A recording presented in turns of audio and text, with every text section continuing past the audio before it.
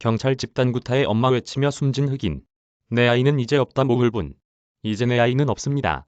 모든 것을 이해하려고 노력하고 있지만 아직도 악몽 같습니다. 교통 단속 중이던 경찰관들이 흑인 운전자 타이어 니컬스를 집단 구타에 숨지게 했다. 당시 현장 상황이 고스란히 담긴 보디캠 영상에 미국 국민들은 분노했다. 멤피스와 워싱턴 DC, 보스턴 등 도시에서는 경찰의 과잉 진압에 항의하는 거리 시위가 벌어졌고 조 바이든 대통령까지 분노를 표출하며 철저한 진상조사를 지시했다.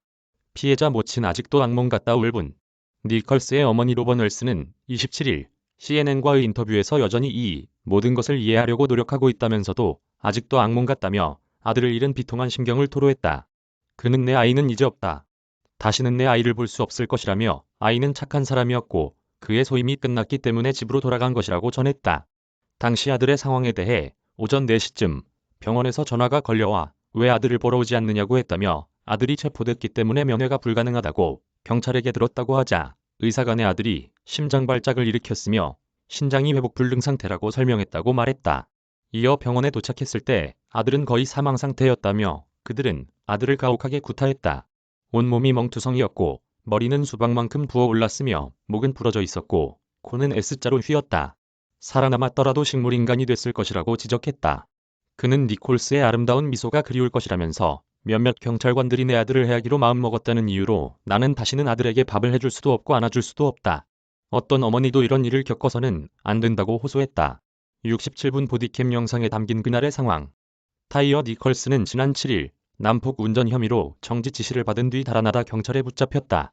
이 과정에서 경찰관들의 구타가 발생했고 희소병인 크론병을 앓던 니컬스는 체포 뒤 호흡곤란을 호소해 병원에 실려갔다. 그는 병원 이송 후 사흘 만에 심부전과 심장마비로 사망했다. 당시 상황이 담긴 약 67분 분량의 보디캠 영상을 보면 오후 8시 30분쯤 경찰관들이 난폭 운전으로 정지 지시를 받아 길가에 멈춰선 니컬스의 자동차로 달려간다. 한 경관은 운전석 문을 열고 니컬스의 멱살을 잡고 끌어냈다. 니컬스는 나는 아무 짓도 하지 않았다라고 항변했다. 경찰관들에 둘러싸여 제압당하던 니컬스는 이들을 뿌리치고 도주했으나 7분여 후 다시 잡혔다. 경찰관들은 니컬스와 몸싸움이 벌어지자 그를 주먹과 발로 때리기 시작했다. 이어 옆에 서 있던 다른 경찰관은 통증과 눈물을 유발하는 페퍼스프레이를 꺼내 얼굴에 뿌렸다. 이를 맞은 니컬스는 엄마라고 외치며 울부짖었다. 현장에서 니컬스의 폭행을 가한 경찰관 5명은 모두 흑인이었다. 니컬스는 체포된 후 고통을 호소하며 병원으로 옮겨졌으나 사흘 뒤인 10일 심부전과 심장마비로 숨졌다. 그는 희귀질환인 크론병을 앓고 있었다. 해당 경찰관 5명은 모두 해고됐다.